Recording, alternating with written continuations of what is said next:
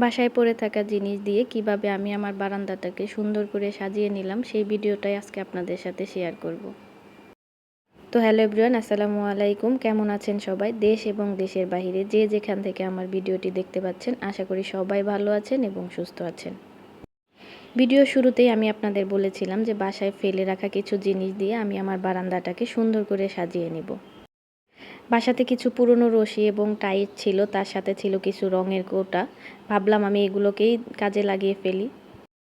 এই জায়গাতে যে টবগুলা দেখতে পাচ্ছেন, এই জায়গাটা অনেক ছোট, যার কারণে এই টবগুলা রাখা যাচ্ছিল না। তারপরে আমি এই টাইলসগুলো দিয়ে এইখানে একটা বুদ্ধি করে এরকম রেখে দিয়েছি। দেখতে এখন সুন্দর লাগতেছে, আর এখন পড়ে যাওয়ার ভয়ও নেই।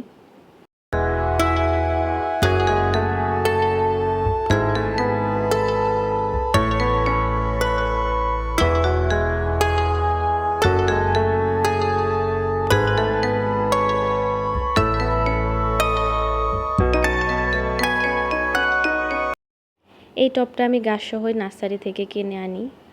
তারপরে এই যে পাশেই যে গাছ দেখতেছেন, এইগুলো আমি বোতল কেটে বানাইছি। এই মাঝখানে বোতলগুলো কেটে তারপরে মাটি দিয়ে সুতা দিয়ে দুইটা একসাথে করে এখানে রাখছি। তারপরে এর পাশে রেখেছি আমি এই যে টাইলস দিয়ে, বললামই যে কাজে লাগাবো টাইলসগুলো, তো এই টাইলস দিয়ে একটা তাকের মতো বানিয়ে দিয়েছি। আর এই হাতে যে ছোট্ট একটা কিউট মাটির দেখতেছেন, এটা একটা দইয়ের পাত্র ছোট, সেটাকেও আমি কাজে লাগিয়ে ফেলেছি। আসলে ঘর সাজানোর ইচ্ছা থাকলে পুরনো এবং ভাঙাচোরা জিনিস দিয়েও অনেক সুন্দর করে ঘর সাজানো যায়। এইখানে যে টবটার মধ্যে আমি ইনডোর প্ল্যান্ট লাগাইছি, এইটা একটা আর্টিফিশিয়ালের ছিল, সেটাও আমি ফেলে দেই নাই, কাজে লাগিয়ে দিছি। তারপরে এই যে কাচের বয়ম দেখতেছেন বা গ্লাস, এই গ্লাসগুলো আমার বাবা কিনছিল, কিন্তু এই গ্লাসগুলো একদম ভালো ছিল না। এটাতে পানি বা কোক রাখলে নিচ দিয়ে পড়ে যায়, তাই আমি এগুলোকেও কাজে লাগিয়ে ফেলছি।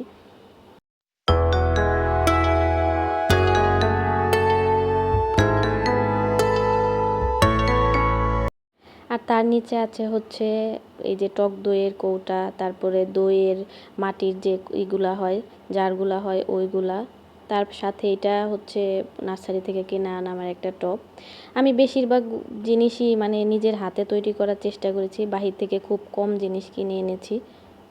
টব বানাতে বেশিরভাগই আমি মানে ব্যবহার করেছি নিজের ঘরের জিনিসগুলো, রঙের কৌটা, পানির বোতল, তারপরে হচ্ছে দই রাখার যে মাটির জারগুলা হয় ওইগুলা, এইগুলা দিয়েই আমি আসলে সাজানোর চেষ্টা করেছি।